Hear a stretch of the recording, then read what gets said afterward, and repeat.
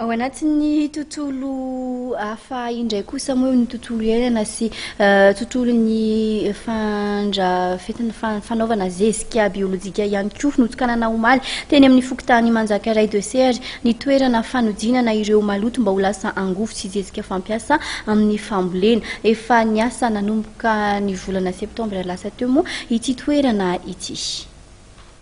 Maloto avy amin'ny fokontany enina eo anivon'ny boriboritany fahadimy no ahodina ho lasa angovo zezika ao amin'izany toerana izany. Manjakaray 2B, 2CR 2D, Amboditsiry, Anjanary 2S ary Ambatomainty ka ampiana tsikafona mba hahazoana ireo vokatra ireo.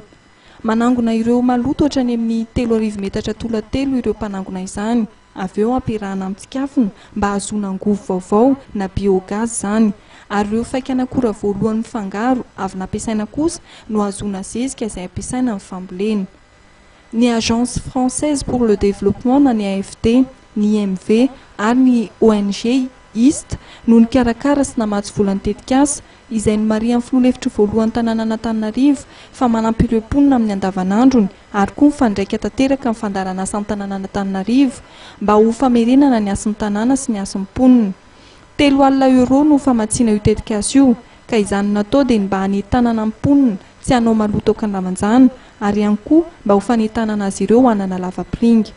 Nomarian'ny sekretera jeneraly eo anivon'ny ministeran'ny rano kosa fa voalohany eo amin'ny tantara no misy izao ivotoerana fanodinana ny maloto ho lasa angovo izao ary koa tsapa fa ho fanotra sady amin'ny fampandrosoana ny tanàna Antananarivo. Etsy andaniny tafiditra sady ao anatin'ny tanjon'ny taona 2007 amin'ny taona 2024 izany hoe ady amin'ny fangerena Kalamanjana izao tetikasa izao. Ny fitantanana ity ivotoerana fanodinana ny maloto ity dia nankinina tamin'izany va.